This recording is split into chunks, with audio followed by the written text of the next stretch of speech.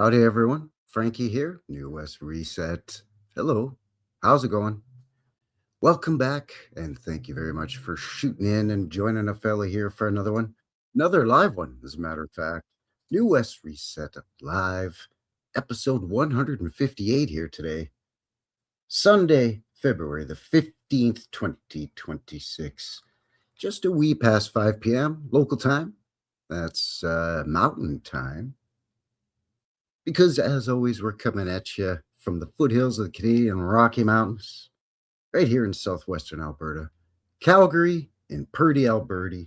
Still kind of purdy out there today, plus 5 Celsius. It's around 43-ish Fahrenheit. Warmish day, sunny. Thank you very much for being here. I hope your day is going fantastically, swimmingly. Unless it's cold, don't go swimming if it's cold there, eh, buddy? But thank you for being here. Thanks for winding down your weekend. Today we're going to be looking at the glass plate negative collection from photographer William Notman. Most of what we are going to be looking at between 1878 and 1910, a couple maybe around 1913, 14, 15-ish. But of Montreal, old Montreal. And these are from the McCord Stewart Museum and their digital archive collection. And man, fantastic. I got a treat for you with these incredible photographs. Can't wait to get into it. So thanks for being here. Hope you're doing well. If you haven't already, please do all the things, like, subscribe, share, all that good stuff. Thank you to everybody who's already shared and subscribed. If you're watching this after the live, appreciate you very much. Thanks a lot there, eh?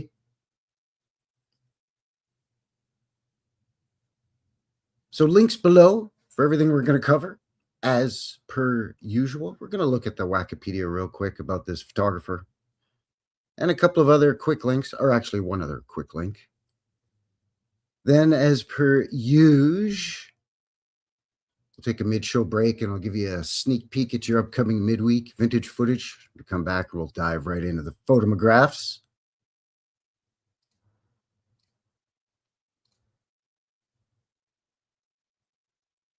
So as mentioned with links below, you can also get a hold of a fella down there, email, BitChute, and whatnot. And of course, Rumble. Always broadcasting simultaneously on YouTube and Rumble. So howdy to everyone on YouTube and howdy Rumble. Speaking of saying howdy, let's say hello to everyone in the chat, in the box. See how everyone is doing for the Sunday Funday show. Woo! Woo!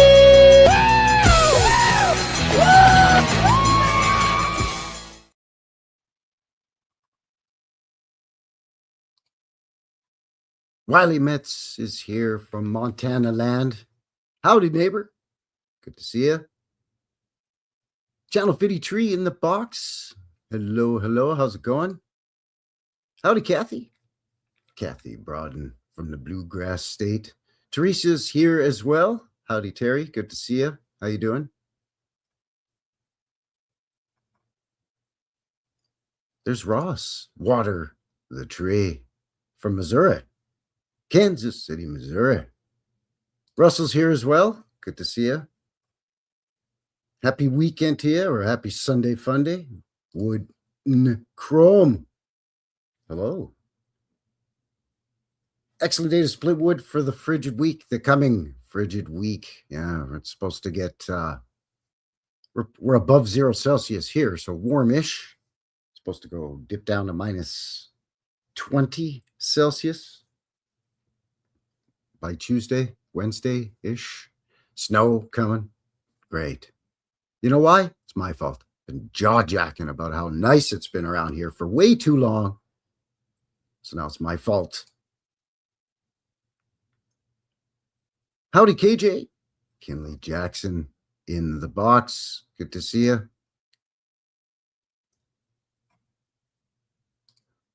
Hiya, Hippie. There's Hippie Shake, everyone. Hippie Shake is here. Angel Dreams, hello, hello. Good to see you. California, from California, down there. Ah, the Sunshine State. Nope, no, no. I'm just quoting a stupid movie. So I hope everyone's doing well. Everything's okay. Weather is doing well. A lot of crazy stuff. Howdy, Sig. Sig Sarah is here. Hello, hello. There's Baja. Baja's in the box. Howdy, Baja. Thanks for being here. Thank you, everybody. Great to see all of you. Thank you very much. Good to see you. Good to see you. So, as mentioned, we are going to be looking at the glass plate negative collection of William Notman.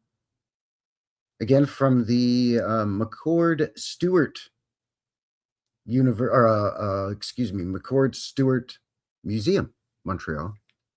This is their online archives. When I stumbled upon this, I just tripped backwards into this, people.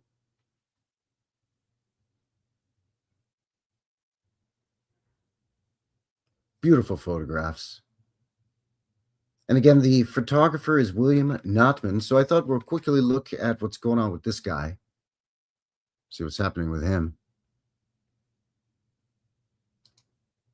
Check out what the Wikipedia says. If not for anything else, this is kind of the official go-to for most folks. So we can see what kind of, weird stuff's going on. There's always some holes in the narrative or just goofy stuff in general. Just what I like to call shenanigans. Yeah. You know how it goes.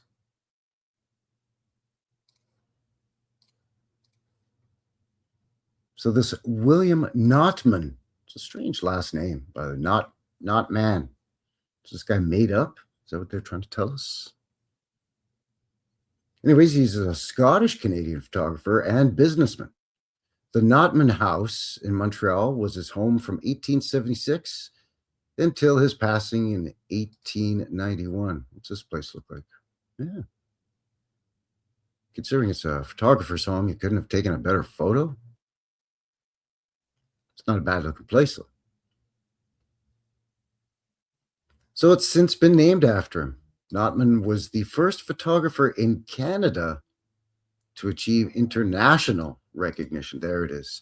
There's always somebody or some place that's got to have the first this or the biggest of that. Can't remember who I was talking about that with recently about that. And, every town or city's got to have the first this or the biggest that, or every architect or photographer has got to have some kind of claim to fame. Can't just be a regular guy who just happened to be a shutterbug and have a good eye. No. Anyway, moving along here. So he was born in Paisley, Scotland in 1826. He received a decent education, which included lessons in painting and drawing. He moved to Montreal in the summer of 1856. An amateur photographer, he quickly established a flourishing professional photography studio on Blurry Street, a location close to Montreal's central commercial district, where he attracted clients who were members of the political and business elite. Of course, just moves right into town. An amateur photographer sets up shop, and before you know it, he's rubbing elbows with all the hoity-toity folks in Montreal, no less. This ain't some rinky-dink little one-horse town. Major shipping city, major city in terms of corporate head offices like CP Rail and the like, so on and so forth.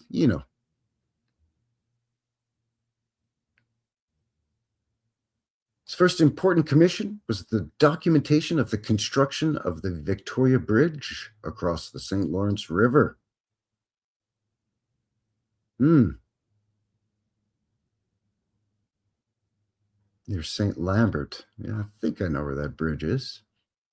The bridge was opened with great fanfare in 1860, attended by the Prince of Wales, Edward VII, no less.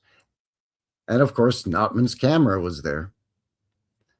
The gift to the prince of a maple box containing Notman's photographs of the construction of the bridge and scenes of Canada East and Canada West. So pleased Queen Victoria that, according to family tradition, she named him photographer to the Queen. Oh, I say, hello, loyal subjects, 'tis I, your duly and rightful monarch, Queen Victoria. We are so pleased to announce that Mr. William Notman of the colonies of the Dominion of Canada shall be the photographer to the Queen. Ah, yes. Lovely. Thank you.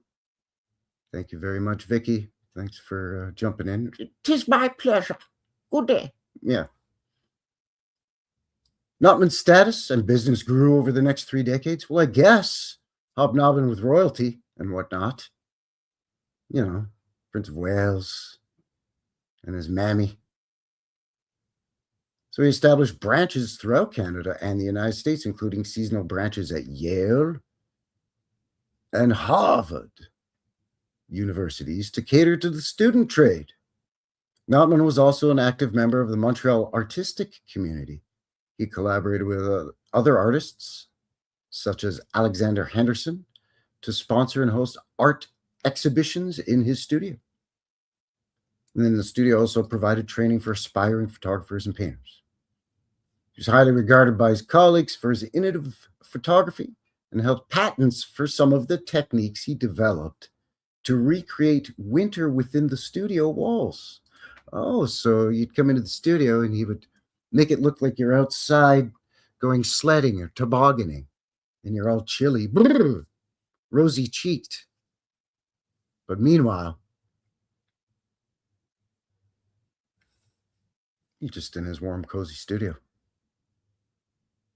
That's kind of cool. Simulate the presence of ice and snow in the studio, replicate fire using magnesium flares. That does not sound safe. And create naturalistic photographs using an innovative composite technique. Professional renown and financial success may largely be attributed to his winter scenes. He won medals at exhibitions in Montreal, London, Paris, and Australialand. Crikey! Notman's celebrity was also bolstered by his portraits of famous subjects, such as one Sitting Bull and Buffalo Bill. Of course, Buffalo Bill Cody. This guy's just a pioneer. Centennial exhibition in Philly. Why not? Why not?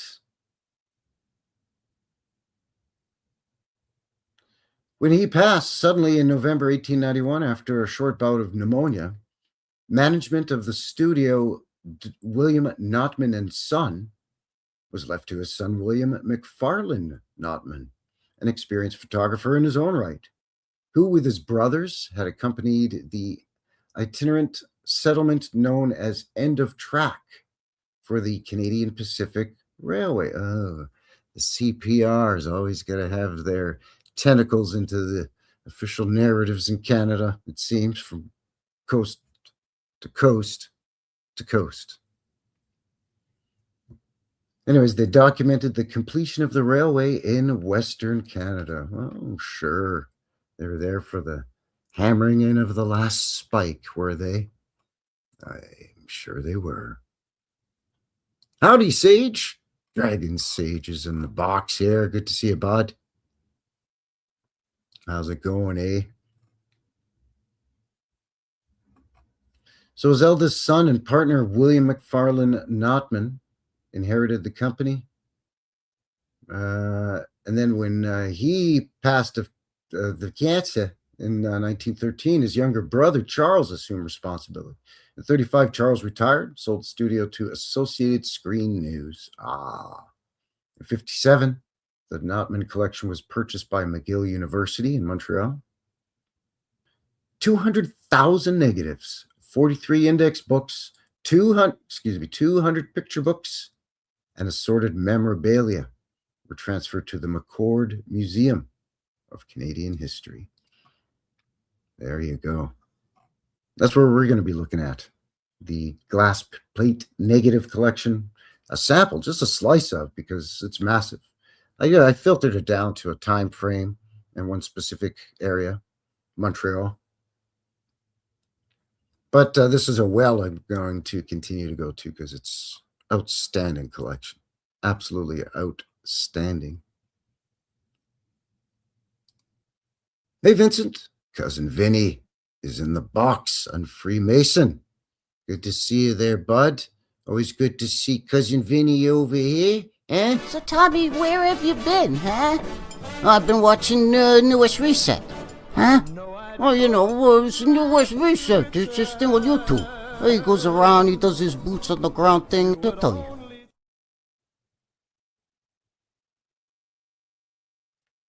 All right, so there you go. That is the Wikipedia of the William Notman.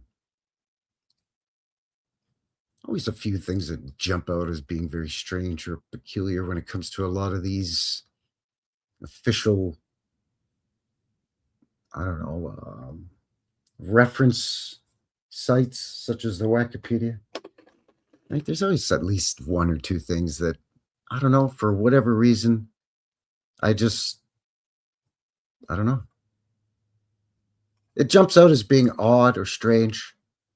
Or, let's face it, just pure horseshit!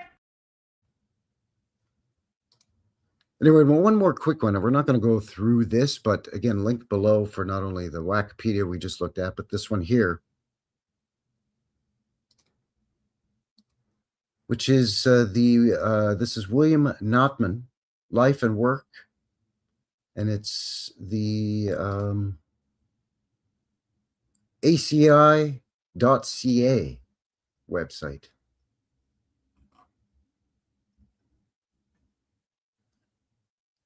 So a little bit of what we already know, right? He arrived in Canada from Scotland in 1856 and swiftly established himself as Montreal's most preeminent photographer. Studio portraits forming the core of his work. He developed complex composite pictures for large groups and innovative techniques for creating winter scenes in his studio. Yeah, got all that. Unparalleled combination of photographic and promotional skills. First Canadian photographer to build an international reputation. Yeah, okay. So, of course, OES's life could have been anchored as a Victorian novel. Paisley, Scotland. Yeah, okay.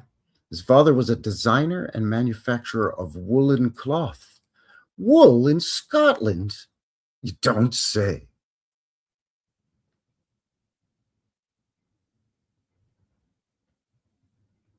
Anyways, his paternal grandfather had been a dairy farmer.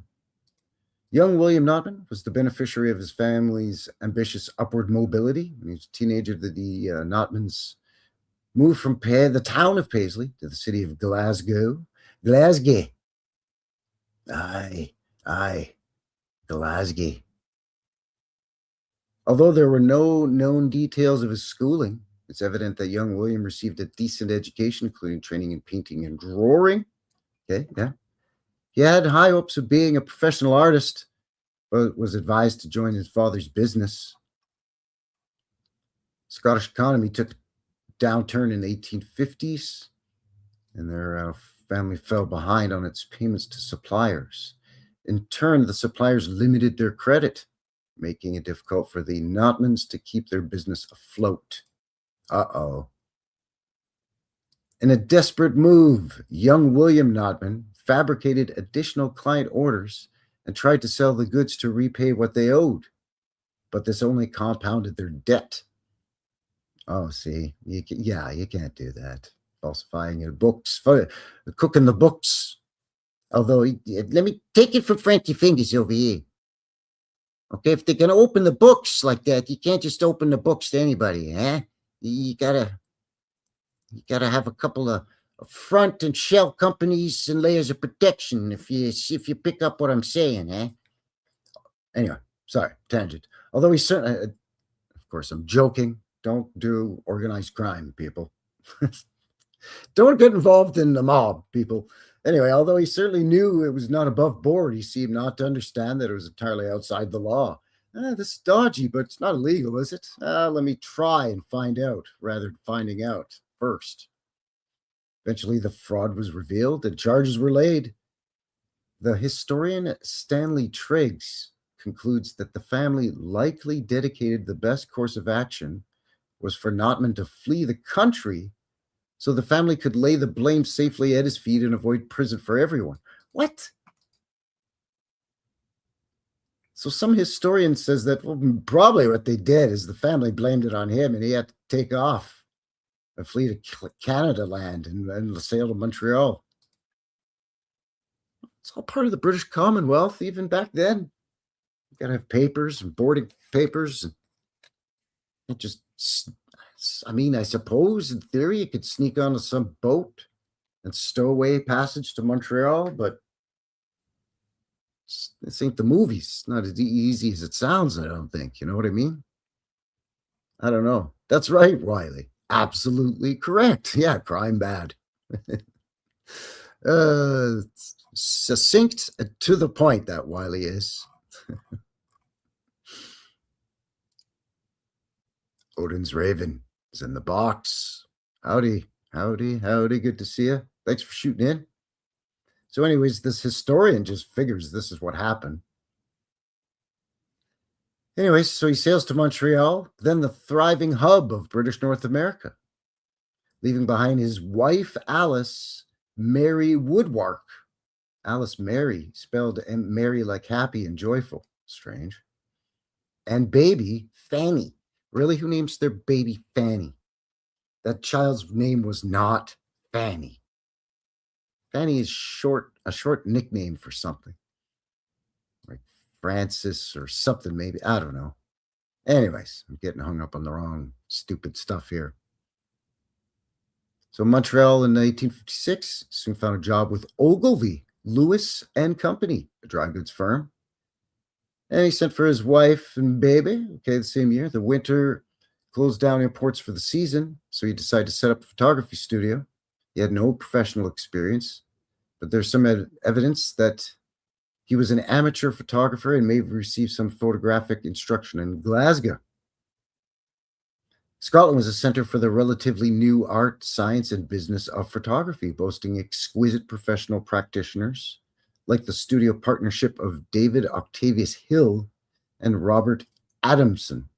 Never heard of them, but put a pin in those chaps for later. Crime pays until it doesn't. Yeah, crime pays until you get caught, and then you got to start paying it back. Oof. I remember when I was a kid, my granddaddy used to say, like, don't commit any crimes unless it's for like $1 million and you can get away with it. But even if you can do the time, you could, like robbing a bank for $1 million would be like, 10 years for robbing a bank? But $1 million isn't that much these days, so not advised.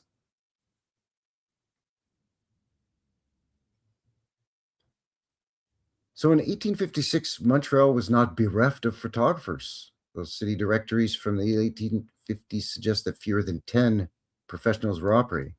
So he got in on the ground floor, apparently. 1858 proved to be a fundamental turning point in his career. He was awarded the commission from the Grand Trunk Railway to document the building of Victoria Bridge across St. Lawrence River. Yeah. Okay.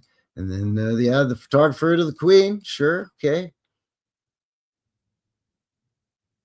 Just scanning this here quick to see if there's anything else strange. It veers from the 1864 Montreal studio had 35 employees, both men and women, including photographers and artists, apprentices, studio and darkroom assistants, receptionists, bookkeepers, and dressing room assistants. To some extent, studio labor was divided according to class, skill, and gender. Working class women, for example, had the dirty and laborious job of preparing paper and printing negatives, whereas middle-class women worked in the art department, mounting or retouching photographs. The account books show that staff were decently compensated. Notman kept them steadily employed, even during periods of financial hardship. The loyalty Notman showed and expected from his staff was crucial in building the business. So all of a sudden, he's towed the line and perfectly legal. By the way, he's able to just open up a business, hire people. Meanwhile, he's supposed to be a fugitive from the law over in Scotland. But he could just set up shop and apparently open up separate branches in other places in Canada and down in the US. Not a problem there, eh, bud? As long as you keep taking pretty photos and you're hobnobbing with the Queen and the Prince of Wales and whatnot, then I guess we can look the other way when it comes to that kind of shenanigans and so on and so forth. Business as usual.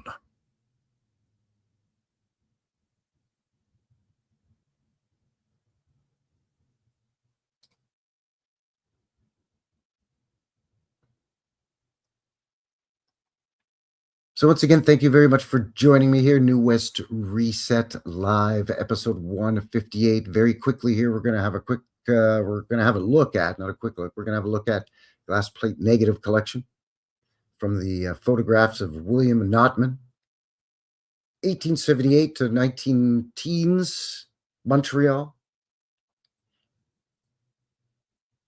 Links below for what we just covered, the Wikipedia and the ACI Art and Books / William Notman article. I also put the link below in the box, in the box down below, for the McCord Stewart Museum, this archive collection, because most of it, a high 90 percentile, 95%, I'm going to say, is public domain and downloadable for free. So I downloaded a number of dozen, and I just skimming the surface. And again, you know, I filtered things down to the date of between 1849 and 1920, Montreal. And I used filters like, search engine filters for the site, that is, to narrow the field a bit. Stuff like gelatin silver glass plate negative, Notman collection, stuff like that.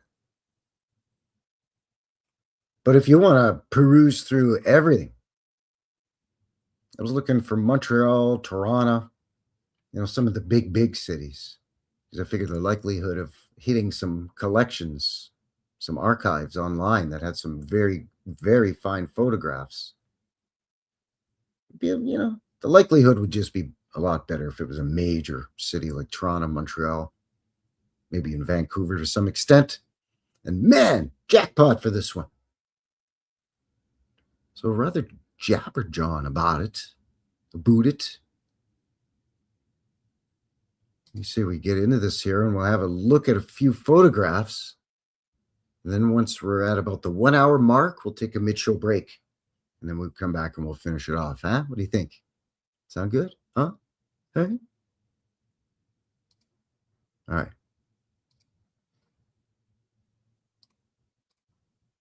Sound good? Boom.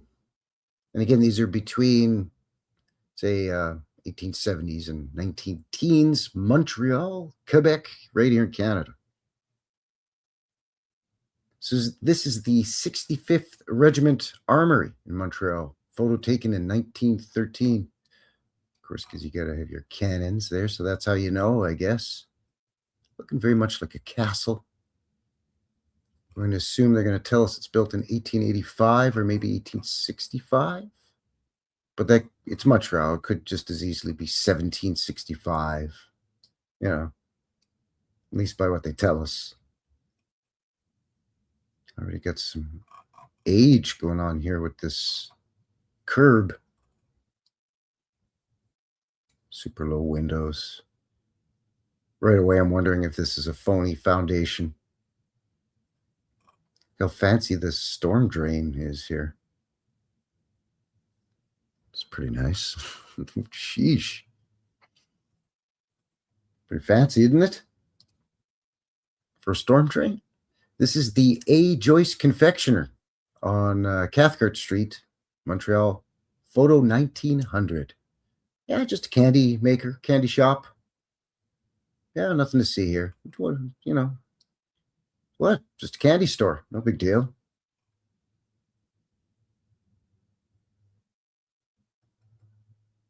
Look at this. Holy moly. Every square inch. Super detail. Beautiful. You need all this for your confectionery.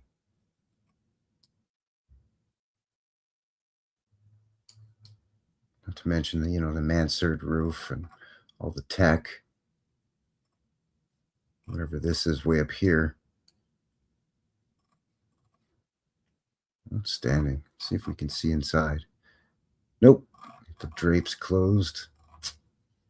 Okay. Yeah. Yeah. That's your candy store. It looks like candy. Dragon Sage saying gorgeous building. Yep, I would agree. This is the administration building of the Long Point Asylum in Montreal. Photo 1911. Just a big, huge, sturdy-looking block. What the heck's going on up here, man? Very interesting.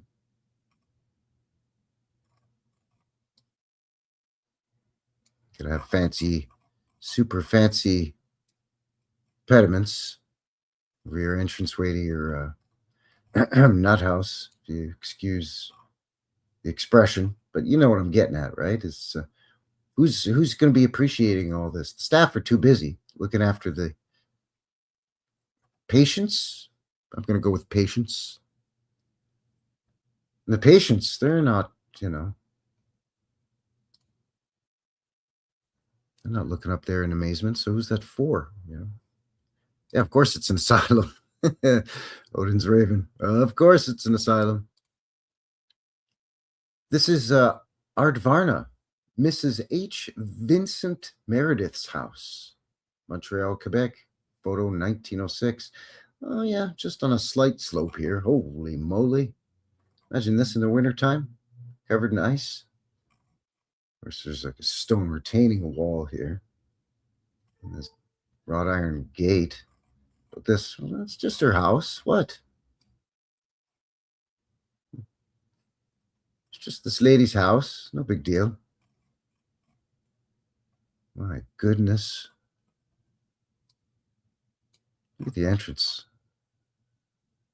Come on, man. Really? Just getting silly with it. Yeah, I would, excuse me. I would agree with that, Kathy Broughton. It's more than a slight slope. Yeah. Dragon says, I have a pile of microwaves, air conditioners, and old motors to scrap soon as the weather is warmer. Keep one old microwave that ain't working as a Faraday cage in case there's some kind of EMP and you can get your phone and whatnot and your bank card with the chip in it shoved in there as fast as possible. I heard that somewhere. Obviously, I've never tested it, but anyway. The Art Association Building, Phillips Square, Montreal, 1890. Very sturdy. Look what's going on way up here. This is an art building, so I guess you can expect it to be fancy, but none of this looks art related. It's some kind of fat pot-bellied sort of urn-shaped thing with looks like a lion's head on it. It could be a bear. I mean, it could be something else, but it looks like a lion to me. Maybe a bear. Chances are it's a lion. But I mean, even the keystone here is just carved all like crazy, and the capitals here, portals all over it. And lower level too. These possibly have been closed off. These look like they've been closed off too. Why would you bother putting Phoenician shells above something that isn't even a window? You know what I mean? And if it's an art building, why wouldn't you want to have as much daylight in here as possible? Why would you want to block these up? Unless they're just fake to look like blocked up windows, but even that in itself is a strange design concept. Well, I know we're just going to put a frame with a pediment above it and make it look like it's a window that's been blocked in. You know, why would you do that? So it leads me to believe it used to be a window. Anyway, Arts Building and Molson Hall at the McGill University, 1910.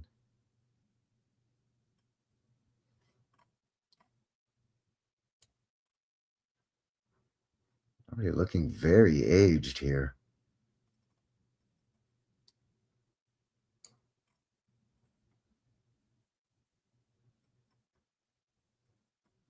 All of these structures are quite beefy, but it appears they all have a lower level to them. So you got to think of the extra time and effort, resources, man hours, expense to dig out a lower level. Not just a 4-foot foundation that you pour, but a completely lower level to warrant having windows, so they say, by their own narrative. And again, there's this snow and ice we're seeing on the ground. So you want to cut your build time by 1/3. Only 2/3 of the year can you build for probably, at least until everything's walled up and you got a roof and you can start heating and doing the interior work. Then it'll go a little faster.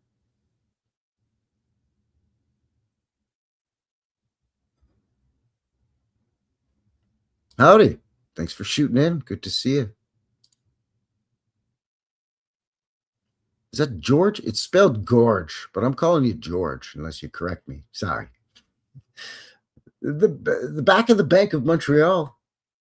I don't know if that's supposed to be. That can't be this. This is a house with a crazy wall with what I don't know what's going on here. Then I guess you go up these stairs and go up here, and then up here to get. But then this is just a pile of rocks here. What's going on in this photograph? I have absolutely no idea what this is.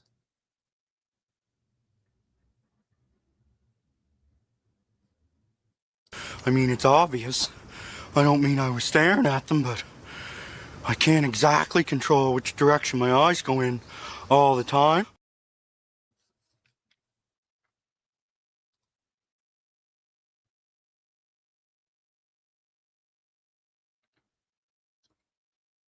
Just very weird. So I don't know if this is the back of the bank. That also looks like a house, a wood frame house, 2-story, mind you, but I think I'm even seeing, is that a cow or horse or mule, or is that just the shadows? I don't know. I thought maybe it was some livestock or something. Maybe this is the back of the bank. I don't know. But anyway, look at this. It's all curved here. What's this? Trolley track, maybe? I have absolutely no idea what's going on with this. It's a crazy photo. Absolutely crazy. Ah, howdy, George. Good to see you. George from PA, currently eating a Zep. Delicious.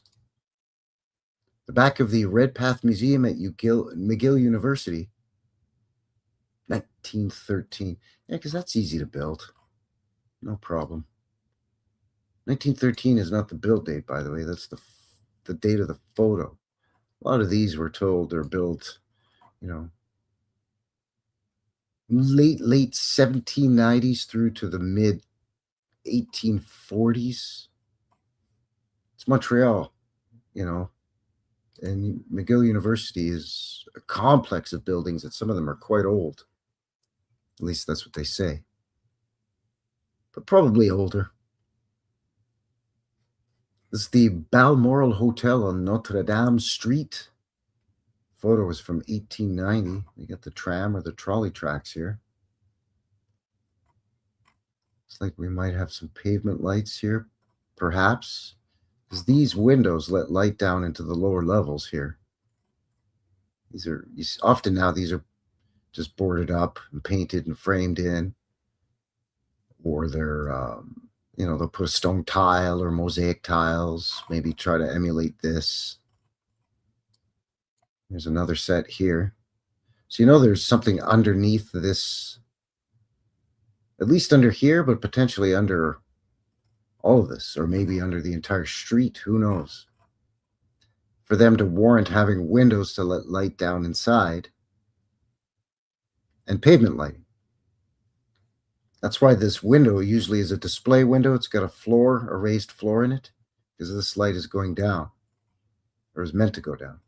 Anyway, you get it. But what a beautiful building. Again, all this tech all over it. I don't know. They look like Aladdin's lamps or something. I don't know. And then whatever these are. Ether fencing. Sure, I'll go along with that. Potentially, anyway. And then all of these dormers here. Curved pediments on them. It's crazy. Beautiful building.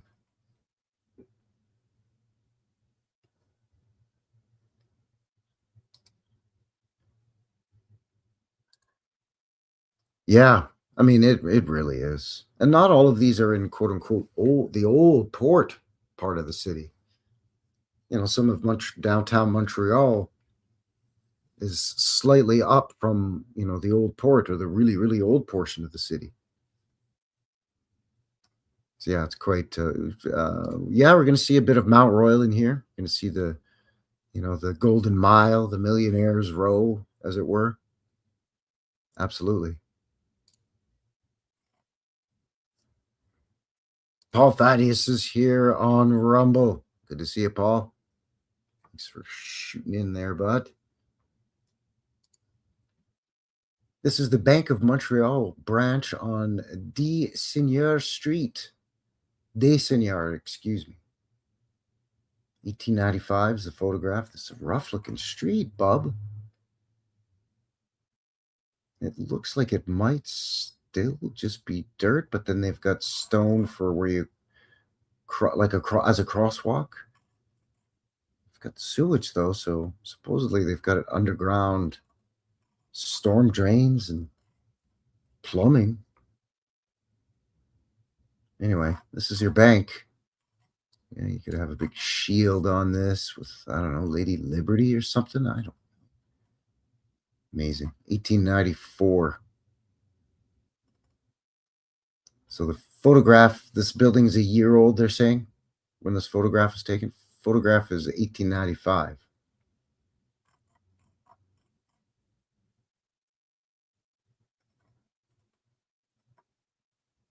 Already looks super ancient. It's got a lower floor here. It's on a slope. So windows getting bigger, bigger, bigger. And a goofy door here, no doubt going up to this floor.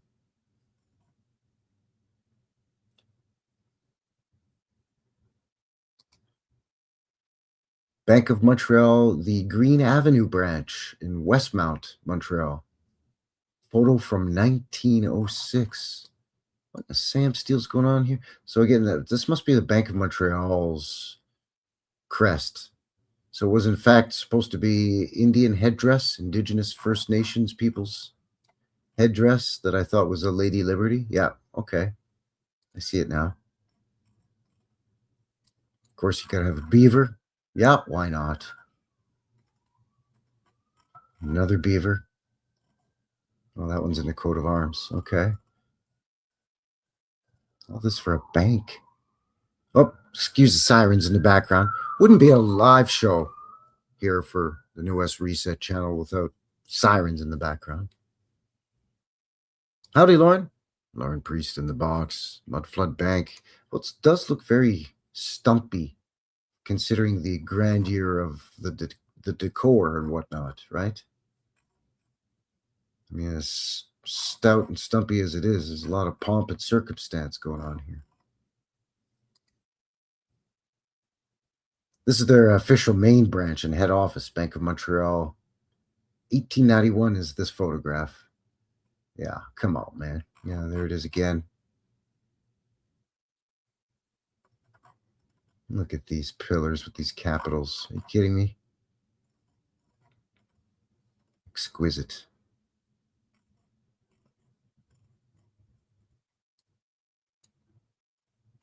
The light fixture here.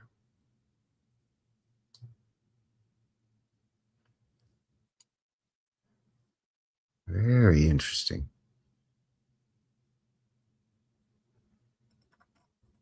This back here too. They've trimmed this out.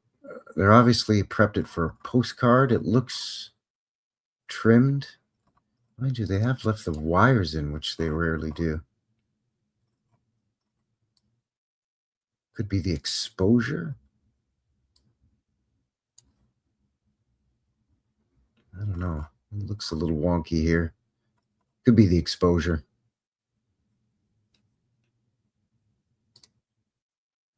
This one's definitely been prepared for some postcard or something. The Provincial Bank, photo from 1910. The bank building itself, 1862, they say. Say time and time again when I visit and do boots on the ground of small towns here in southern Alberta, little prairie towns. The biggest, fanciest building on the block is always the bank. All of this, again, beavers. Sure, you got to have beavers. Canada as a country was built on the back of the beaver pelt, literally. There's the green man face. We got here Vinland, vines. Yeah, just outstanding. Absolutely beautiful.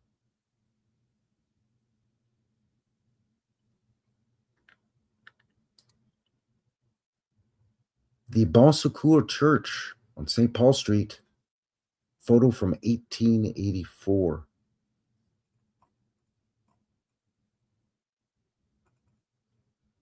Bells. This looks wooden, shingled, doesn't it? If that's the case, still a lot of nice detail here and here.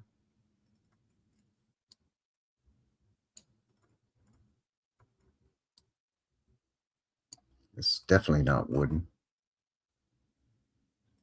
Done some monkeying around here. They've put some stupid stovepipe chimney through there. Nice. Looks beautiful. Ridiculous.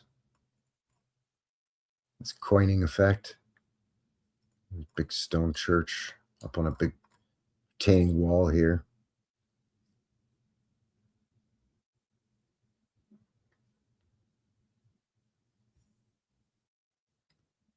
It's a good question. Lauren Priest in the boxing. I wonder how many radium fireplaces there are in Montreal. Like still today, the cast iron fireplaces? Who knows, right? Because there's some pretty old buildings there. This is the Brothers of St. Lawrence, the chapel in Montreal. Somewhere between 1911 and 1912.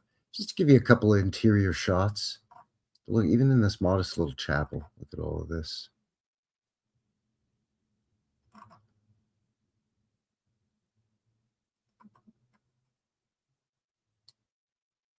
This is all gold, by the way. It's obviously doesn't show in the black and white, but this is all gold. You know, as you would expect. Look at all these angles here. Even in a smaller chapel like this, it ain't easy. Old World Mi'kmaq is in the box. Howdy. Good to see you.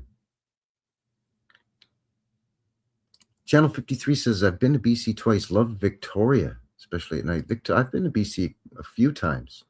And I've been to Vancouver Island, I think 3 times. Victoria twice out of those 3 times. Yeah, it's a lovely city.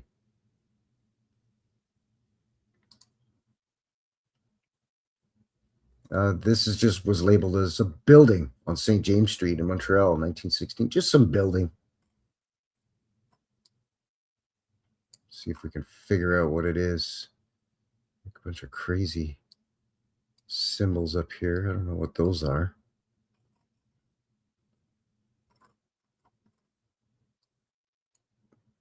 It's huge. I mean, you figure these guys are 5'8", 5'10", even say 6 foot, including his chapeau here.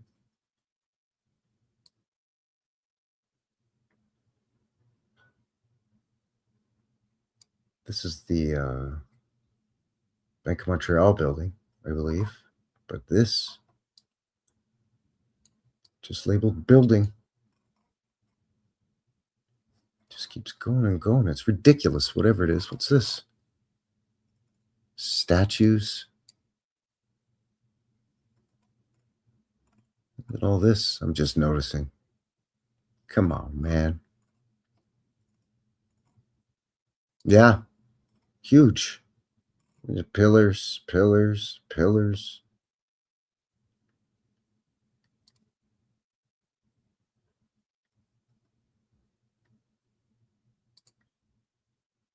Canada Life building on St. James Street, 1900.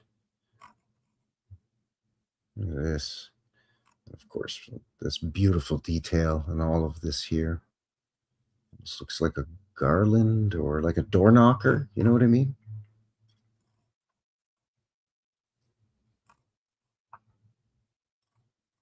Very impressive. Again, it just keeps going and going. Of course, you got to save your fanciest bits for the tippy top where nobody can see it. Come on. Sheesh.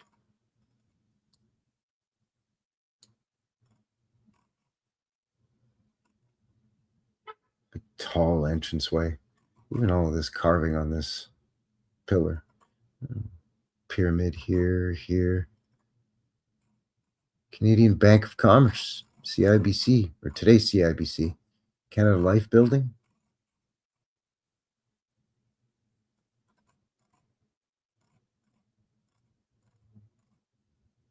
So which one is it?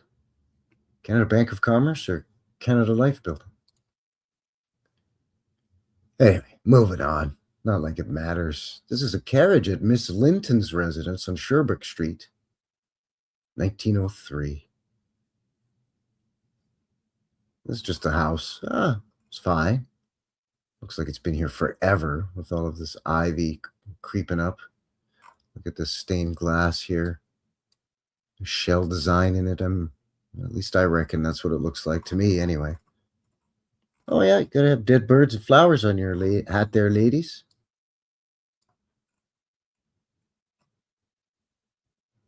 Decorate the carriage with stuff from the garden. Probably not even going for a carriage ride, just for the photo. Eccentric Montreal millionaires, you know what I'm saying? It's pretty amazing, though.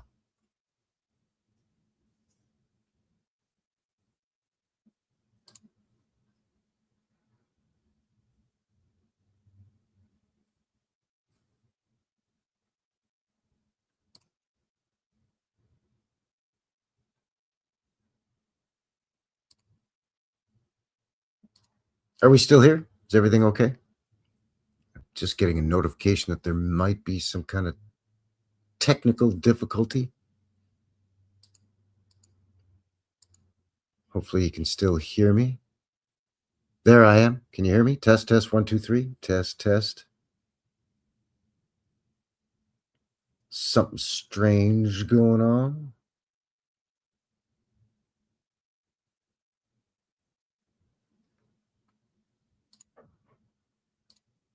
All is good. All right. Thank you. Thank you. All good. Thank you, Hippie. Thanks, KJ. All right. I don't know. I just got a notification. I noticed that, not like it matters much. We're looking at the photos, but the camera went out for some reason. I don't know why. It's plugged in. It's fine. Everything's fine. Anyway, moving along. This is the chapel of the Hotel Dieu Hospital. 1911. Look at this nonsense. Every tiny little bit. Again, every square inch. No expense spared. Glorious detail. Gold everywhere, as one can imagine.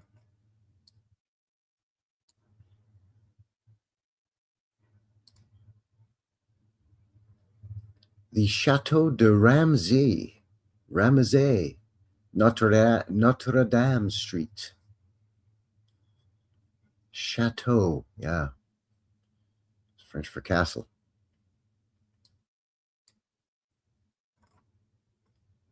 Looks to me like this portion here was built out of something else that used to be here. But that's just me. Well, at least now we've got some decent brick-lined streets and sidewalks too. All right. What's happening here? What's this? I'm going to say that is a rock and a flaw in the film. But a very interesting photo. Yeesh, moving along here. The Chevre Kadisha Synagogue on the corner of St. Urbain and St. Catherine Streets, 1910 or 1911-ish.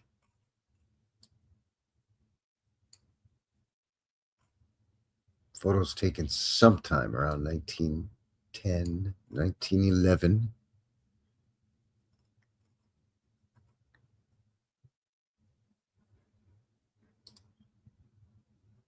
Christ Church Cathedral on St. Catherine Street. Photo from 1909. Look at the spire in this thing. Come on, man. Are you kidding me? And then they got to even have this little, I don't know. I don't even know. Tip on this. You know what I'm saying?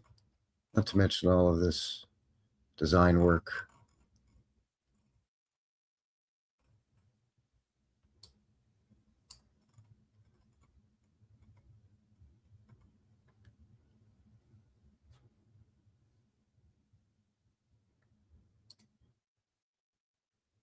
Church interior. Doesn't specify which one. Sorry. Photo taken sometime around 1919, 1920-ish. Look at this nonsense. Beautiful.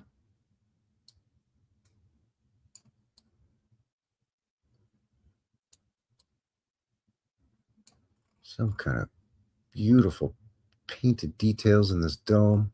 All of this.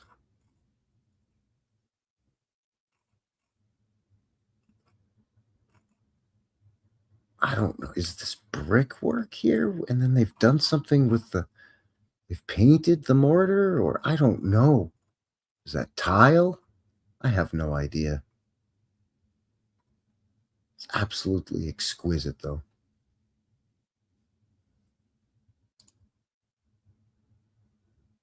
Yeah, that's right. Channel 53 says can't get that tile at Home Depot.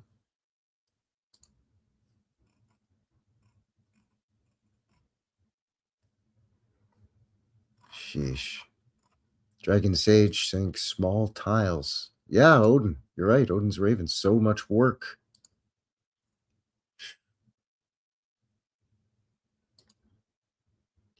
City and District Savings Bank, Montreal, around 1900. Mansard roof with all of these dormers with these pediments.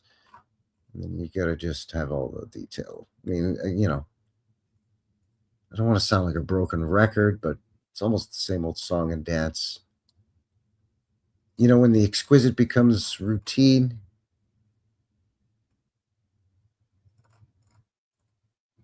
it's pretty sad. You know, our brains have been trained to admire rectangular glass monstrosities, and this stuff is, you know, we're told is gaudy or excessive. It's just plain beautiful. Maybe it is excessive, but that's by our standards again, you know. I mean, who knows?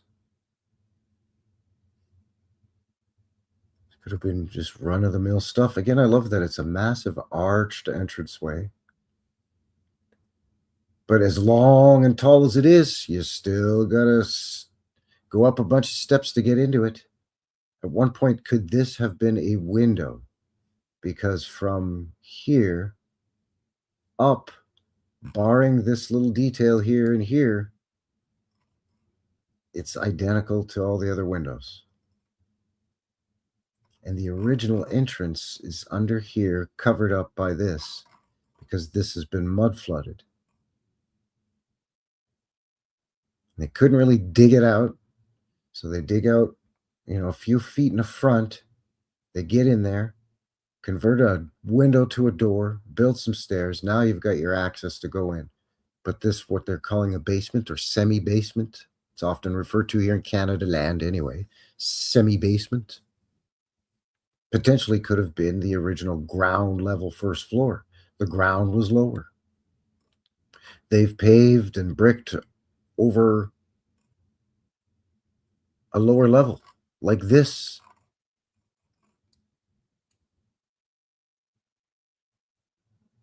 Here's a stone wall going down. So could there be obviously a building this large, you need a foundation. So it goes down further. The structural foundation basement is underneath this level. This isn't the basement. The boiler and the steamer and all that, and the coal chutes with the coal compartments and all that, that's not on this level. It's a level below that. Pastor of Castles is here. Howdy, howdy. Good to see you.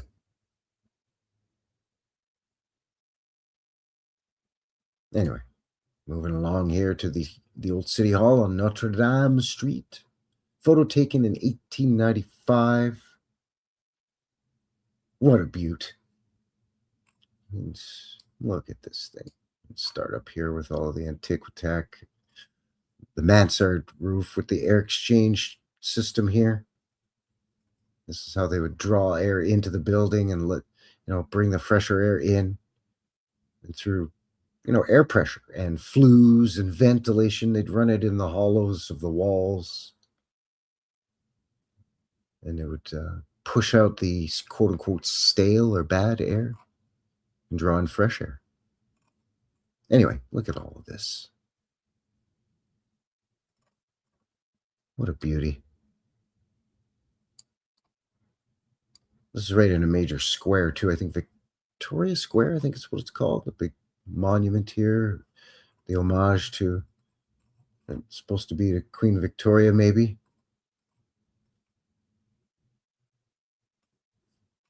Again, we see that thing. You got to go way up to get into it. If it's so tall, why do why not just walk right in? Nope, can't. Because the floor is here. So you got to go up or down.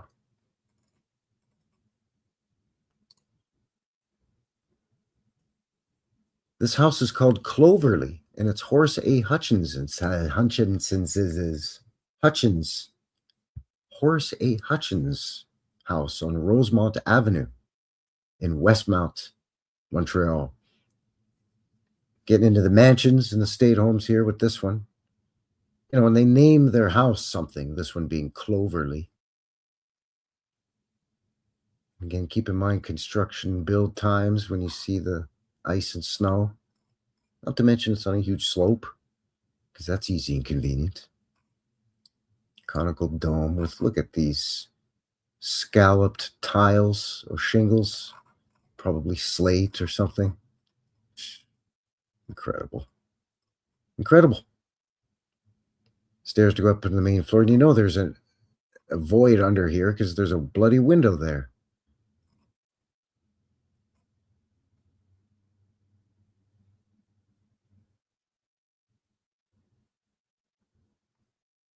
Kathy Broughton says, I could live in that house, no problem. Yeah.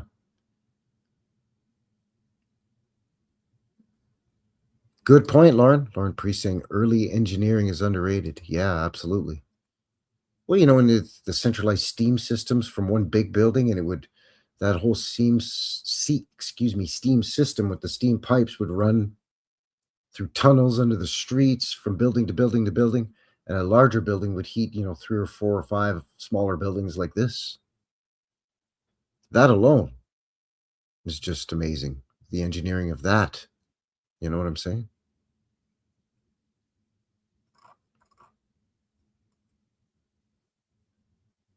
Howdy, Morgan. Isabella live. He says, we have one of these left in town. I've worked on it. A house like this? Yeah. I mean, this is similar to Lougheed House here in Calgary, which we've looked at on the channel many times. It's a favorite. This is the Congressional Theological. I pretty much stumbled that, but anyway. I fumbled and stumbled it. The Congressional Theological College at McGill University on McTavish Street. It was around 1900. Again, a little bit of a slope here. But interesting stonework with the coining. So like a rough-hewn stone combined with a smoother stone finish, they would tell us, I guess. Very Moorish looking here with this pointed design. Very interesting.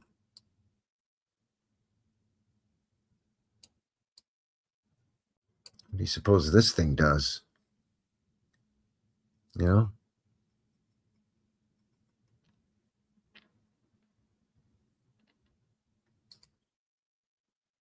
The Credit Foncier Franco-Canadian building.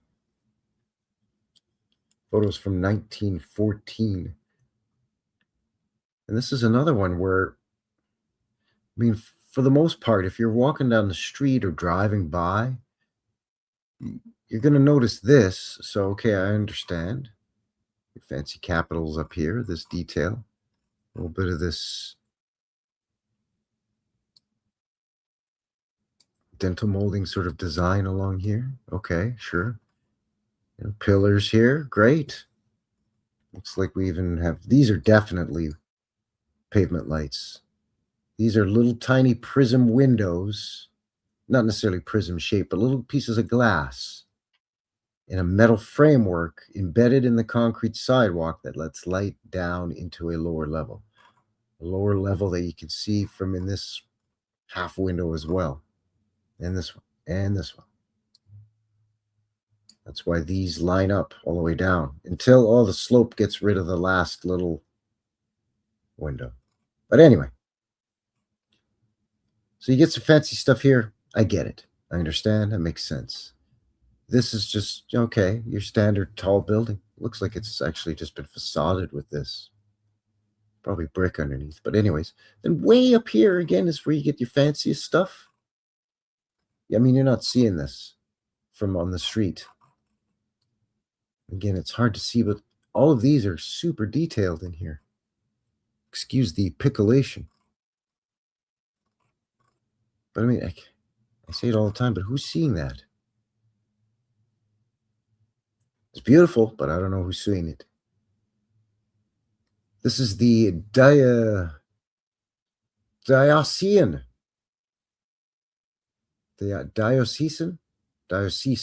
Theological College, University Street. It's the College of the Diocese.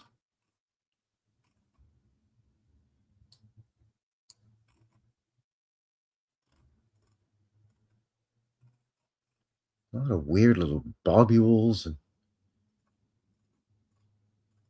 things all over it. Again, what's this little thing doing on this, What purpose does that serve?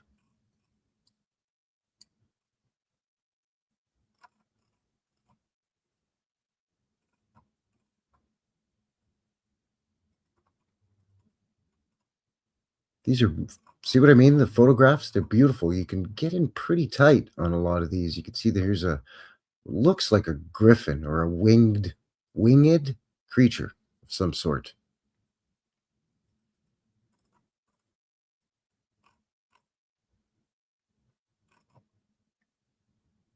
See what I mean?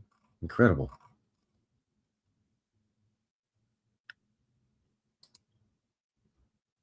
Dominion Square, Montreal. That's the name I think I was thinking of. I may have said Victoria Square. I think that this is what I was referring to. Dominion Square, Montreal, 1895. Roughly, it says about a boot. About. Look at this, man.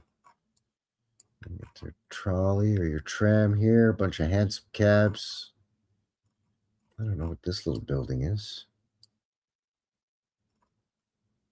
No idea what that would serve. Maybe it's the entrance to get to the metro, the underground.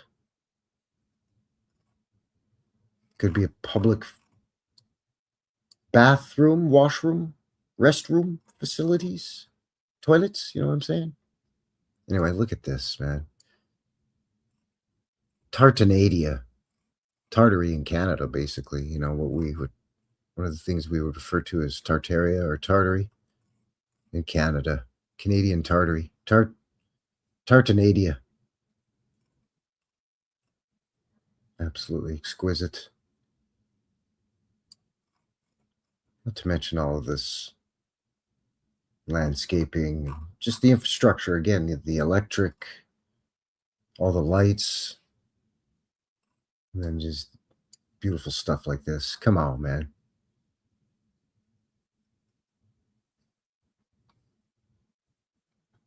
I would agree. Kathy Broughton says, looks so clean and manicured. Ah, good point, George. It could be where you would get your ticket for the trolley or the tram. Yeah. I mean, oftentimes you would just put your nickel in a thing on the tram, but it could be something like that. Some kind of ticket booth or something. Some kind of booth. I mean, it's got windows in it, right? So I don't even know.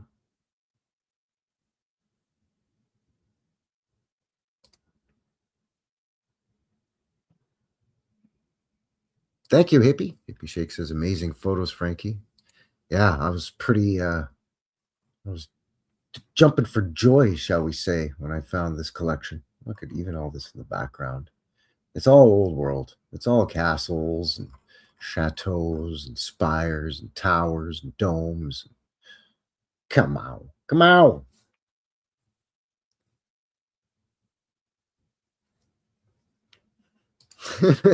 Ross and Water the Tree. Holy smokes. Yeah. Yeah. I concur. So I think this is a great point here to take a break, I think, so far, for now. Take a mid-show break. So if you're new to the channel, first of all, thank you. Welcome. Welcome to the shenanigans. But also, if you've been around for a while, a nice reminder here. Every Wednesday, I upload what I call a vintage footage video. Old-timey black and white footage. As old as I can get it, if I can. I put it together with some music. And I put that up every Wednesday. Then, of course, Friday, I give you a boots on the ground video. And then Sunday, the live. So, as per usual, this one's no different. For the live show, I give you a sneak peek at your upcoming Wednesday vintage footage. And this one is pretty rare, actually, in terms of footage. This is some aerial footage taken from an aeroplane, not from a blimp, not from a dirigible, not from an airship. This is from an actual plane. This is an aerial flight over an old Canadian town, 1919. It's actually the town, or I guess city, of Picton, Ontario. 3 minutes and 5 seconds. It's very cool. A very cool, again, very rare footage. So smoke them if you got them. And we'll see you on the other side of 3 minutes and 5 seconds. All right? Thanks, everyone. Cheers.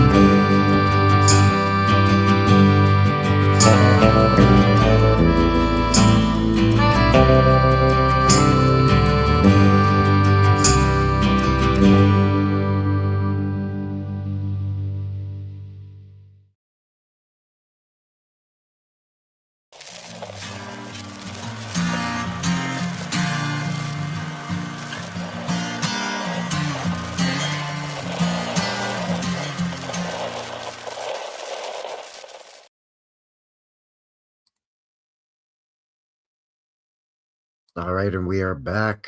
Welcome back, everyone. Frankie here, New West Reset. Thank you very much for shooting in and joining me here for another one, another live one. As a matter of fact, New West Reset Live, episode 158, here today on this Sunday, February the 15th, 2026, day after Valentine's Day. I hope all you lovey-doveys out there had a wonderful Valentine's Day. Coming up on half past the hour, 6 p.m., 6:20 p.m. to be precise here. Local time, mountain time, as always, coming at you live from Calgary, here in Purdy, Alberta, up in Canada land, southwestern Alberta. That was some old-timey footage from more towards eastern Canada, Great Lakes region there. Picton, Ontario, 1919 aerial footage. Pretty neat. Pretty rare, too, actually. Thank you. He says fabulous footage. Yeah, Sage, cool footage. Yeah, I like it when I find stuff like that. I'm like, wow, I've never seen anything like this before. This is pretty rare. Pretty rare. Sig Sauer asking, does Canada make a car? We manufacture, we have, Ford and Dodge and Chevy factories, plants, whatever you want to call them, have and have had. Back in the day when automobiles were fledgling, you had a bunch of small car makers that were actually, kind of evolved from bicycle shops, bike builders. So you would custom order a car with an engine and a chassis, and oftentimes the body of the car would be built by a carriage builder, somebody that built horse carriages, literally. But in terms of Canadian car companies, I think there were a few in the teens and 20s. I think Dominion automobiles for some reason. But there have been Canada exclusive models for cars. Like what it might be called in the States, like the Ford Falcon might be called the Ford, something else up here in Canada. We had French-sounding automobile names. GM especially loved to do that. The Pontiac Parisienne. The Pontiac Laurentian. Oh, yes. Stuff like that. Yeah.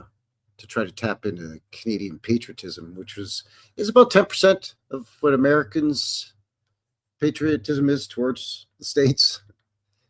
which is about right because our population's about 10%. So there you go. Everything's coming up in Millhouse. Anyway, thank you very much for winding down your weekend here. Yours truly with the Sunday Fun Day Show.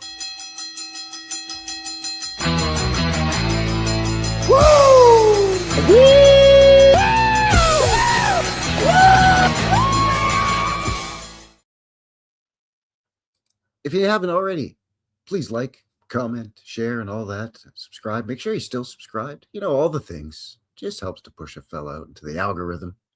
Thank you to everybody who's already shared and subscribed. And thanks if you're watching this after the live. Howdy to everyone on YouTube and Rumble. Links below for everything we've covered so far, including said links for YouTube, Rumble, BitChute, the guy's email, my location map as well, courtesy of Cousin Vinny over here. The link for my Reset 100 or 7. Wow, I'm having a tough time here tonight. What's going on? Oh, brother, this guy stinks! Try this again. The link for my Reset 1700 mudflood documentary, banned from YouTube, taken off YouTube by YouTube. Still over on the Rumble. Link below. PayPal as well. Thank you, Hippie, for linking that in there. Appreciate that as well. Thank you. Thank you. Canna Dummy is here. Good to see you. Dragon Sage in the box. Terry's here as well. Teresa Gregory. Hello, hello. The aforementioned Hippie Shake. Baja is here, as well as Morgan. Isabella Live 2.0. Odin's Raven.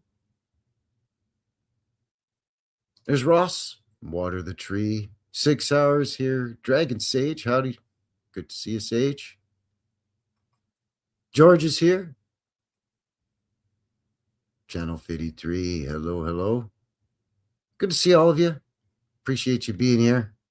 Thanks for taking time out of your weekend. Chilling here, winding down your weekend with yours truly.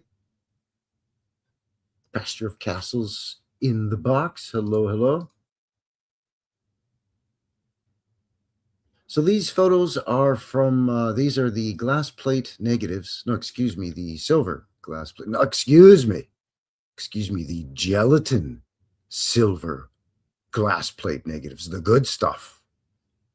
From the collection of William Notman,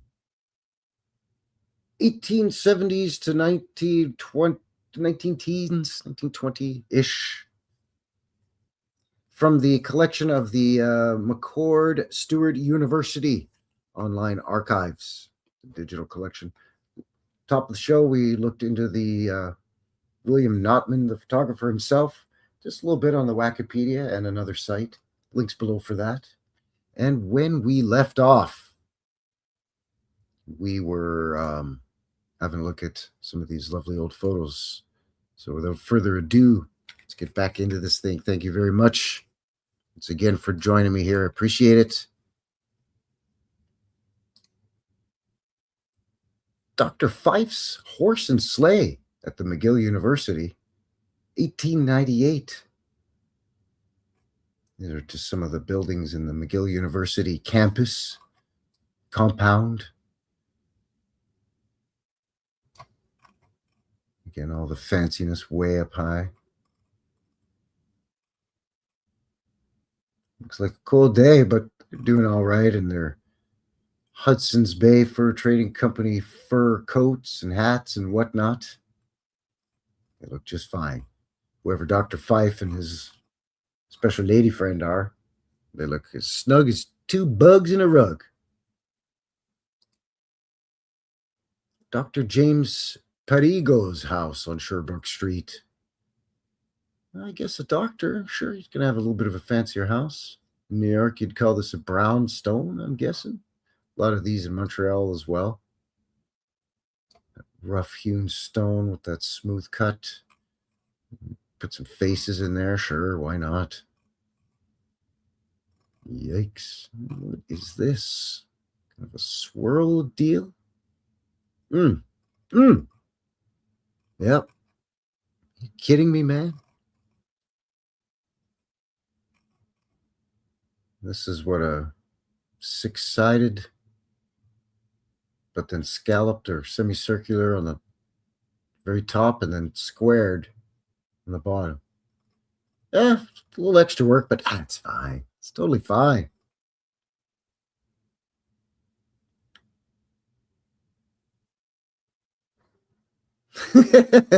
Raven says, that's lancing a lot of boils. Yeah, it's yeah, if you got to think old-timey medicine back then, right? Yeah, what's the gag from that movie, A Million Ways to Die in the West? You get a blue jay to peck at it or whatever it is.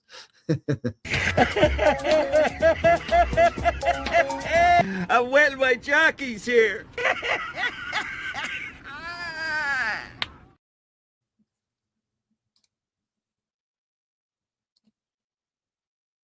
The drill hall of on Craig Street.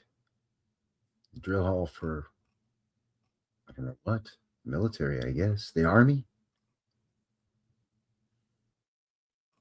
I don't know. I still think that a lot of these drill halls and armories look like repurposed airship hangars or dirigibles. I mean, long and narrow. It's almost no coincidence that they're the same length. Not that there was a standard length of airship. And there was a time when you could build your own airship. Just fly it around. This thing looks like it's been here for 500 years. Duncan McIntyre's house. The name of it is Craig Ruey. It's on McGregor Street. Yeah, once again, they're naming their houses. Look at this thing. Come on, man. Ooh la la la la la la la la. Photo from 1890. Look at this. Take off. Come on, man. These are some of those mansions that Montreal was famous for. I mean, it's to some extent still is, but a lot of them are gone, of course. You just have your own built-in atrium and terrarium. Exquisite. Absolutely exquisite. Yep, I'm with you, Odin's Raven. Beautiful. I mean, it's really three houses, right? You know, you could have one house here, one house here, one house here. Not to mention, you can see it goes on this side and here too. This is just one side of it.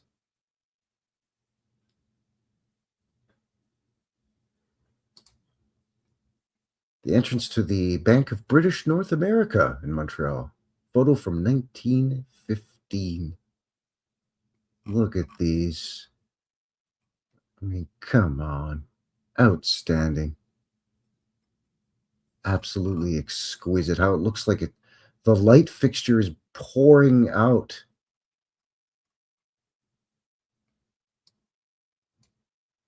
You see what I mean? This looks like a faucet with the water pouring or splashing out.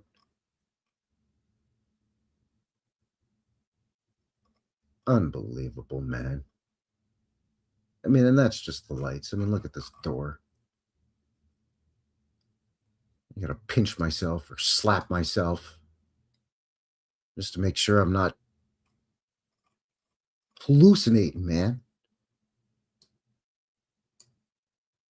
It's a bank, so I guess, you know, we're justified in barring the windows, but even the window bars themselves are just glorious.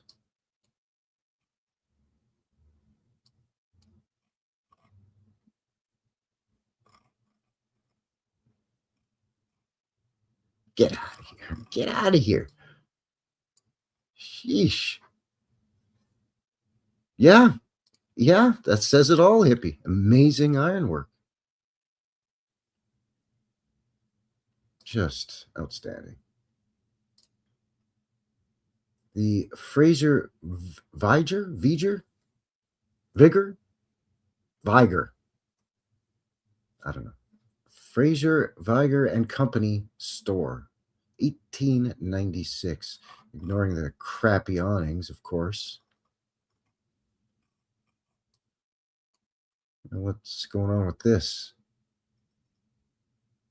1888 apparently is when this building was built, the Nordheimer building.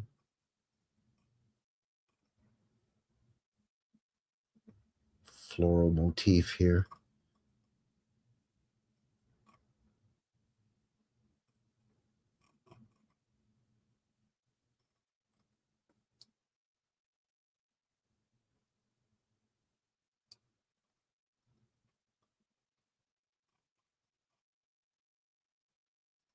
Amazing.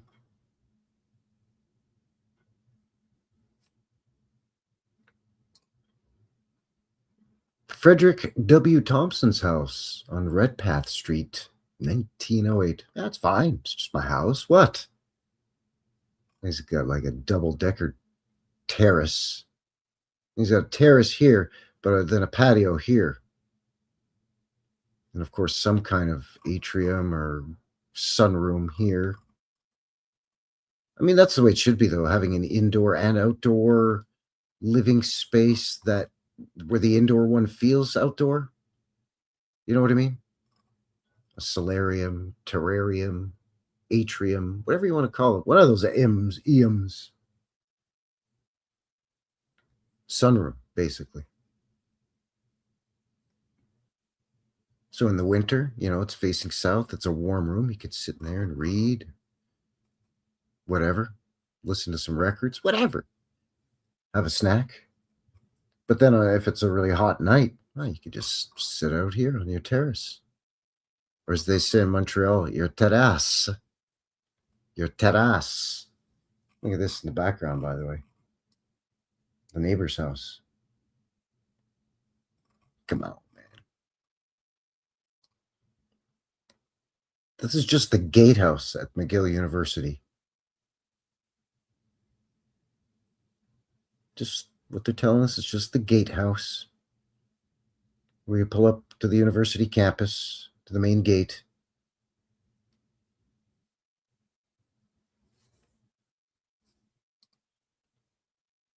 The general waiting room, the interior at Bonaventure Depot, which is a train station in Montreal. Photo from 1890. Look at the floor. This isn't the main terminal in downtown, by the way. It's just a depot. And this is just the basic waiting room. This is your first class waiting room over here. For the highfalutin folks, the mouth breathers, us regular folks. We sit here and it's still absolutely fabulous. Look at it. Like, I would not feel put out sitting here. So obviously something is tacked onto this seating. Leather, perhaps. Wooden frame with a leather. You can see how it's kind of curved here. Potentially that's leather with these upholstery tacks. And these are probably holes punched in it so you don't get all hot and sweaty and get swamp ass. You get that your lower back gets all sweaty. You get mud butt. Or as my uncle would call it, peanut butter and honey bum. Anyway, I took it too far. I'm sorry. Absolutely exquisite. And by the way, yeah, what is this, 30 feet tall? 30 feet tall or something? I don't know. Come on, man. Amazing. Grand Trunk Railway Office on McGill Street. That's the railroad, obviously, the Grand Trunk. It was an Eastern Railroad. It didn't end up going coast to coast. But again, all of this is just exquisite. Lions. You always got to have lions. To me, that's the mark of the false claimants. They claim it as theirs, but they didn't work to build it, to have it financed and built. They weren't the original builders / owners. The lion represents that they basically just come in and just start eating at the carcass of what others have killed.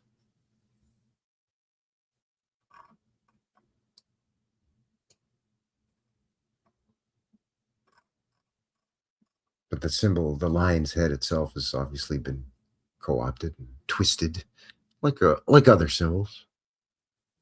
Yeah, swamp ass, you know.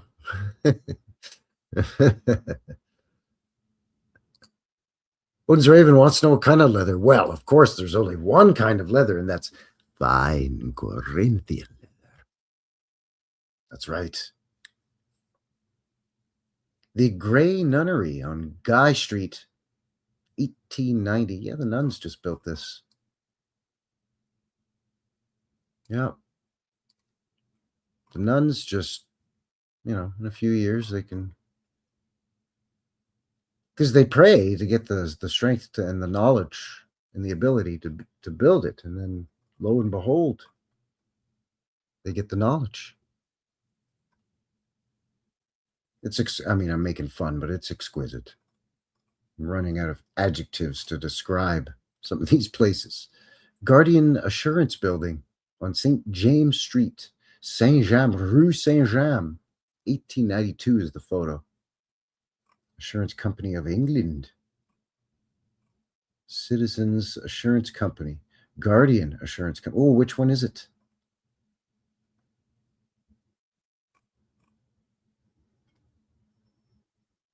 Either way, doesn't matter. It's gorgeous. What's going on? You go. Is this so opening? They've got it. This is a window that goes all the way down, so they've got it fenced off with this wrought iron. Whoops, excuse me. Got ahead of myself. But it's paved here. I wonder if they just eventually, it was open and they eventually just filled it in and said, screw it. I don't know. Speculating.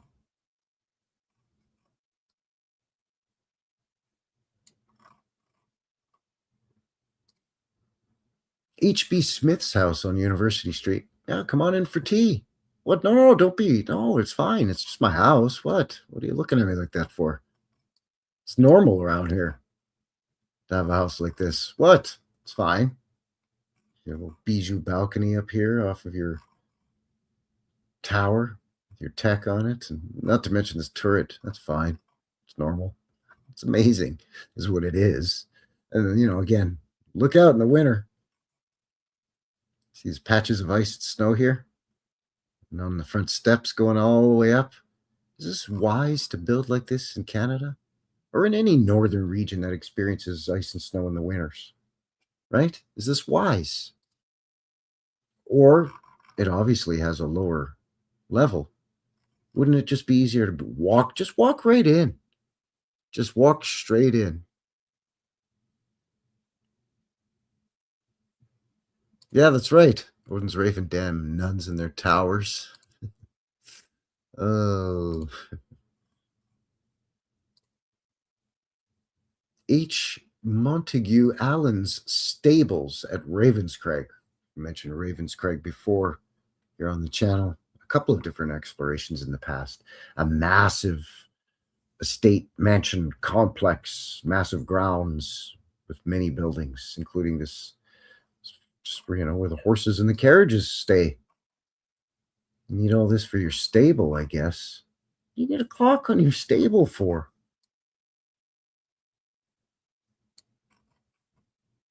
At least this makes sense. You got a house here. 1861, they say this was built. Okay. It's fine. 1903 is the photo. I mean, that would be a great house. No, it's the stable. Harrison Stevens' house and orchard on Dorchester Street. So this is the size of these mansions that we're talking about here. This is his drive that goes up and curves and comes back down with trees lining it. And then he's got an orchard here.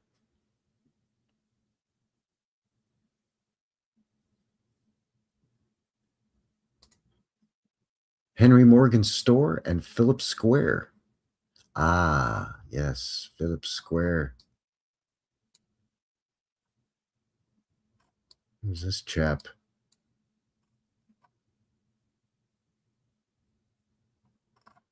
No idea.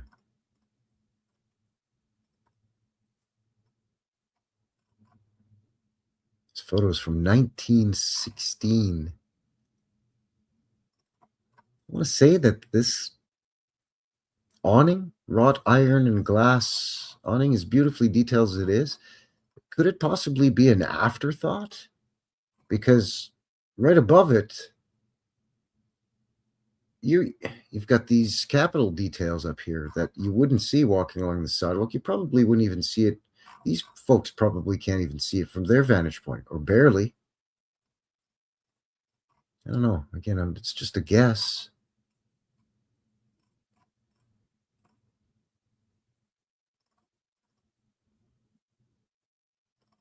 Huh. There's huge arches here, you know? Amazing.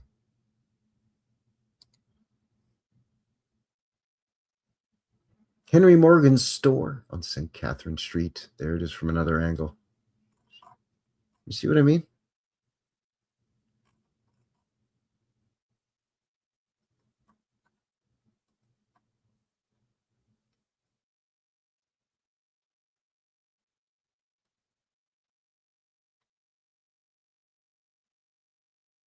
Look at this back here. What's going on with this? Hello. Hi. Nice. Whew. Anyway, keep it. Whoa. Speaking of in the background, I want to kind of keep it rolling here. There's so many photos. Look at this with all these knobs and bobs and bobules. Nodes. We'll go with nodes. Herbert Molson's house. John Molson, the beer and alcohol and bank and railroad baron. One of Canada's big, bad robber barons back in the day. This is his son, Herbert Molson. This was his house. Man.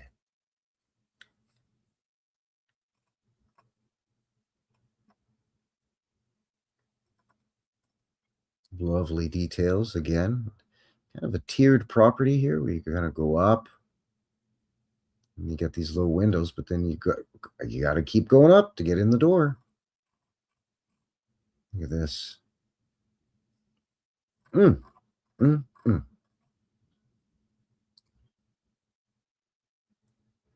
Hochelaga branch of the Dominion Cotton Mill Company in Hochelaga, Quebec, in Montreal. That's right. Hochelaga. Supposedly just a giant cotton mill. It's got to be super ornate for some bizarre reason. And look at the size of this joint, son. Come on. What a behemoth. Have you ever seen such a thing? There's the trolley or the tram coming on the cobblestone street. Well, this is ridiculous, man. Yeah, I agree. Water the tree says unreal. Yeah, that's right. A huge building says hippie shake. Yeah. Like, I don't know. But yeah. Oh, Chilaga. This is the Honorable George A. Drummond's house on Sherbrooke Street. How'd you like to live in this? Huh?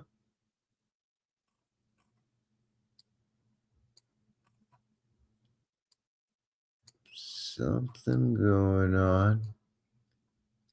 Something happening here. What it is ain't exactly clear. Look at this. It's the roof, the roof. And then, you know, just every little point's got to have a different little ether antenna, for lack of a better term. Either that or some kind of gargoyle. Just, you know, for shits and giggles. It's not even one of those downspout ones that comes out of your eaves trough, your rain gutters, right? No, it's just there purely for no function. It's just a gargoyle, just purely there for aesthetic, I guess.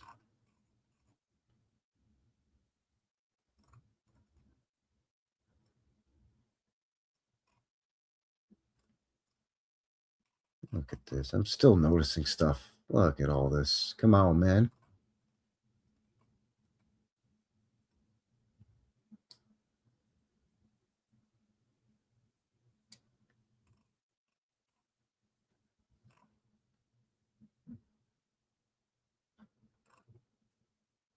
Trying to figure out what's going on here. Could be just a mark. I don't know. Amazing, though. House near the railroad track, so just a nondescript house, just a regular house. Just a regular old house. 1919 or 1920 photos taken. It's already been repurposed and monkeyed with because there's a shack at the back, which is probably access into the basement down here. Because notice every other way in, you got to go up to get in.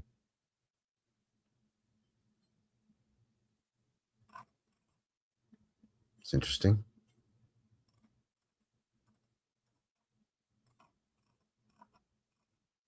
Not to mention a stack of bricks just right here. Sure. I don't even know what to say. Just a big stack of bricks just sitting there. That doesn't make sense.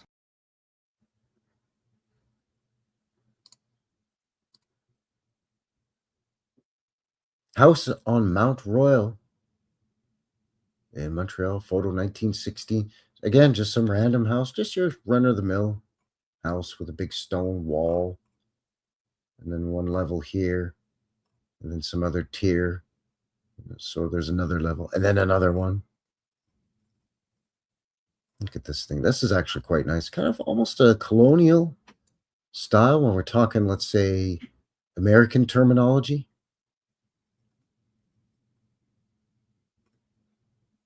Again, here's your sunroom. So you could probably open up all of these, open them right up. You know, just be a nice, you get a nice breeze going through there. Sit and have some lemonade. Have you, this is Canada. Who am I kidding? We're going to have a nice brewski there, eh, bud? Going to have a barley sandwich there. A couple of wobbly pops. Hugh Patton's house on Sherbrooke Street. Very small, but exquisitely decorated. Look at this.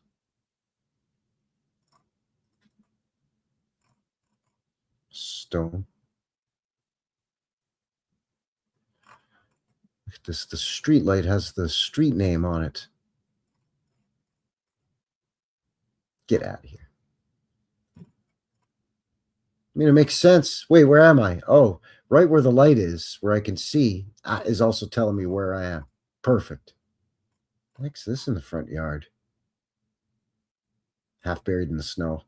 I don't know.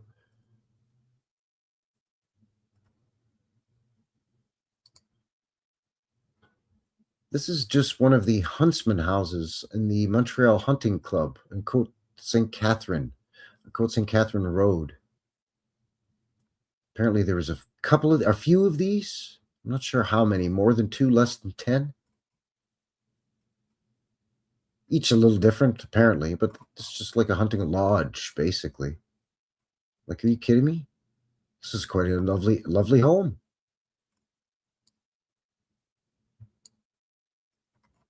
Like this would, for me, I would scoop up something like this. To me, this would be luxurious. I mean, it is luxurious. It's beautiful. These angles. J.C. Wilson's building. Photo from 1889. Look at this. What is happening?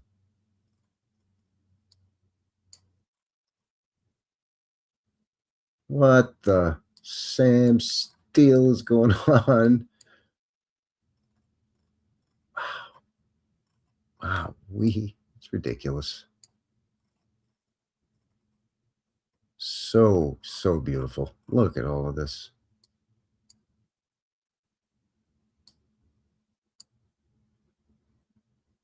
$1888, I'm guessing, is the date they're trying to tell us for this.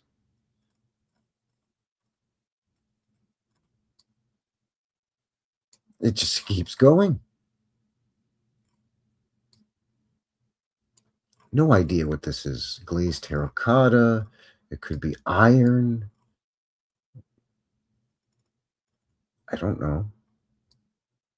Could be concrete.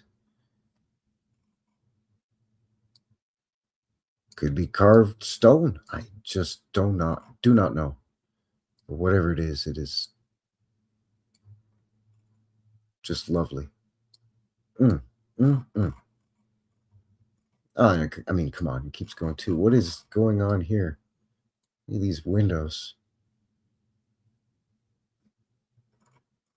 And another little window with a little tiny pediment. It's a little itty-bitty dormer. Get out of my face with that. Come on. Yeah, every panel's different. James Ross's house on Peel Street. Yeah. This looks like the Lougheed house quite a bit too, but look at all the tech on this thing. Look at all the Antiquitech. Again, every little point's got something. The wreath with the bow and the ribbon. Look at the shell work. Jeez. Dental molding here. Oh, come on. Everything's curved. I mean, it's not a problem. It's like this guy just, it's actually probably this guy, not this guy. This guy supposedly called somebody up and said, yeah, draw me up some plans where I want a house with a couple of turrets with conical domes on them. And, the big body of the house with a big mansard roof with, more dormers and a carriage house that's an entranceway that's attached. Buppity-bup-bup. I mean, jeez. Or is this from a previous pre-reset civilization, for lack of a better term, society? Guys like this controller-looking dude here with his cute little Jack Russell Terrier and Scruffy McMuffin over here just walked in and claimed it. Judge Robert McKay's residence. Look at all this. Just extra brick, extra work for all these curves and angles. Coin work, coining.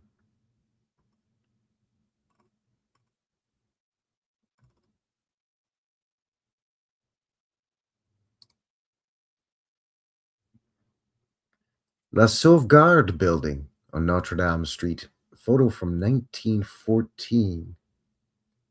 Looks like there's a bit of damage during the silver process. Scratch or something, but be that as it may. Oops.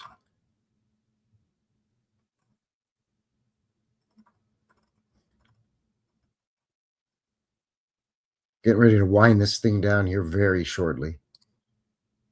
Coming up on the 2-hour mark here. Just going to share a couple more. This is Lady Galt's house on Mountain Street. Sheesh. It already looks like it was brick covered in schmutz. Covered in some kind of stucco or thin set, probably painted. But prior to that, but it's a brick. So did Lady Galt or whoever arranged to get this house for her? Did they renovate? Did they reclaim it? Claim it as their own, should I say? Renovate it. And there you go, milady. Your new home. Laval University on Saint Denis Street. Photo from 1903. Look at this.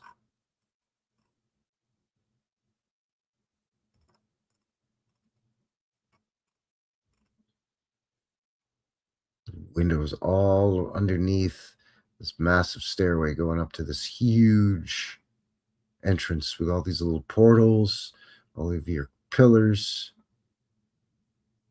looking like marble or granite, no doubt.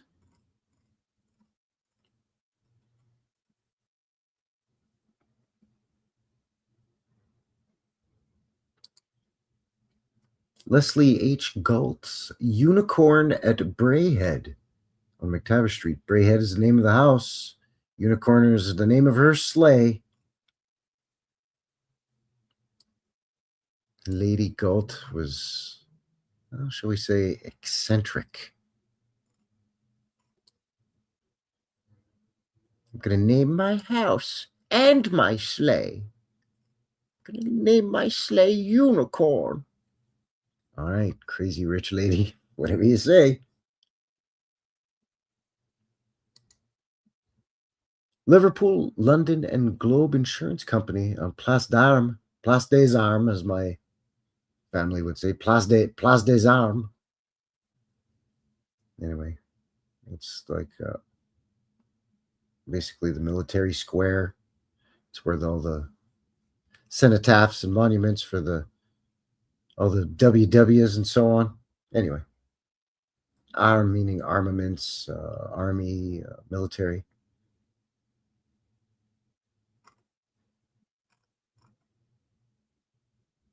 These cartouches, these aren't scrubbed yet. There's some image or symbol still on them. Almost looks like, what do they call that? The staff with the snake, the symbol, the medical symbol.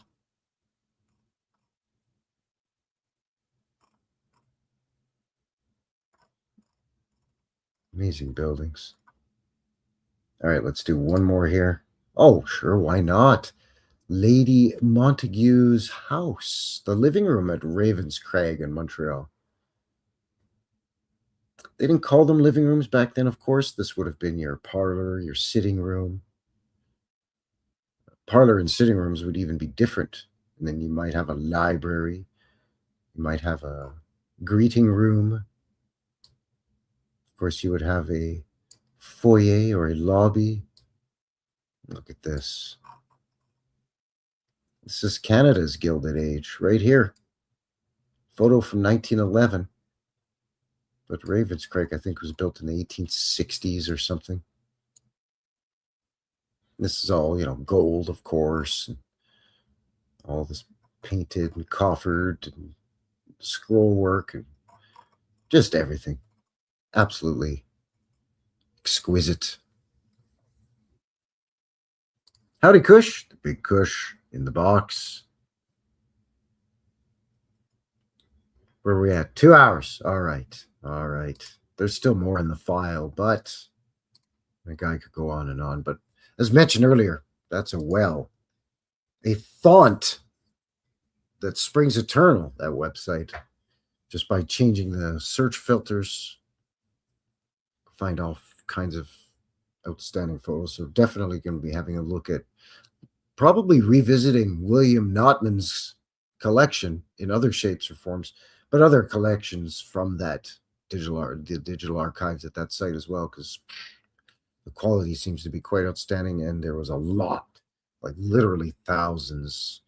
There was 147 pages just after I narrowed the search field down, and each page had 10 to a dozen photos on them. There was a few repeats from page to page, or the same building from 2 or 3 different angles that maybe didn't necessarily need to be shown. But even with that said, just scratching the surface. So yeah, I highly encourage you to check it out. And of course, check out all the other links below, including the Wikipedia and the ACI .ca/art and books, the William Notman folder on that site, and the McCord Stewart Museum, the collections archive as well. Also, as mentioned, links below for a playlist for my vintage footage videos, my Reset 1700 mudflood documentary on Rumble, still up there, YouTube banned. New West Reset location map. It's a Google app. You just open that up. My icon appears on this map of Alberta. Everywhere that I've done boots on the ground, you click on that and it opens up a link that'll take you to the video. Thank you, Cousin Vinny, for that. Fantastic. It's a great tool. As well as BitChute, Rumble, YouTube, email, and PayPal below. So I'm going to wind this thing down here very quickly. Thank you very much for joining me, and I really appreciate you winding down your weekend here for the show. Mispronunciations and not being able to read the squiggly French, aside, there's some pretty exquisite stuff. So before I go here, I'm just going to, I like to leave you with a few laughs as we head out the door here.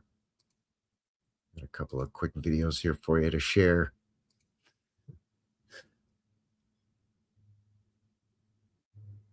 This first one is, I'm going to bring it back to Alberta, because we were looking at Montreal. I live here in Calgary, Alberta, but I was born in Montreal.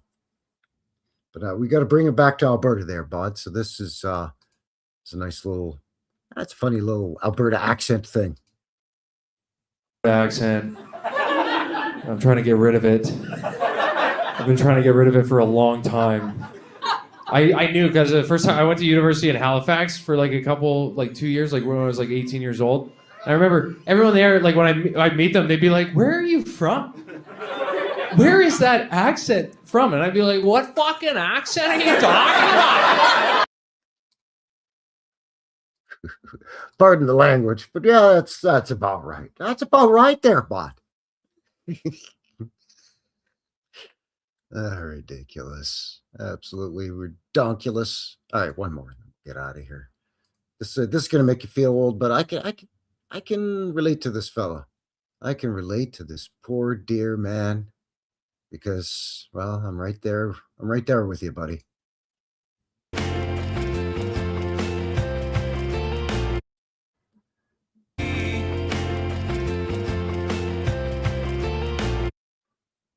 And one more time for them, with all of you in the back.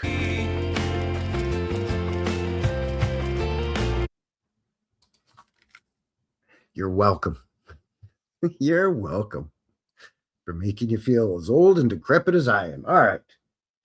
So with that, I think that is going to do it. That's going to seal the deal here today for Frankie. New West Reset Live.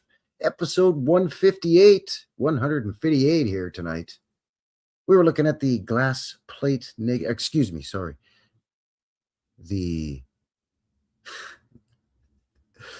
glass plate negative collection. I was going to get into the whole silver thing, the top notch stuff. The glass plate negative collection.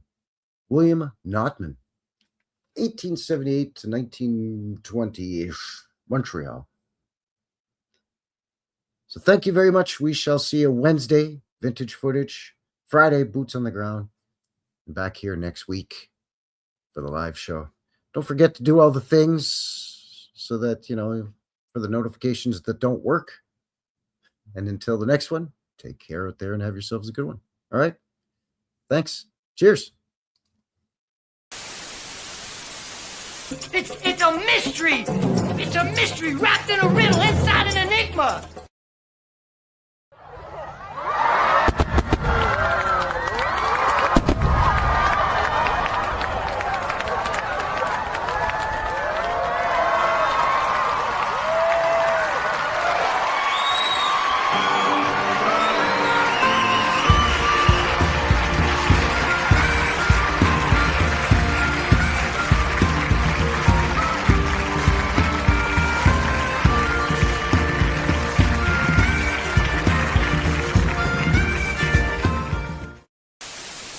Bye.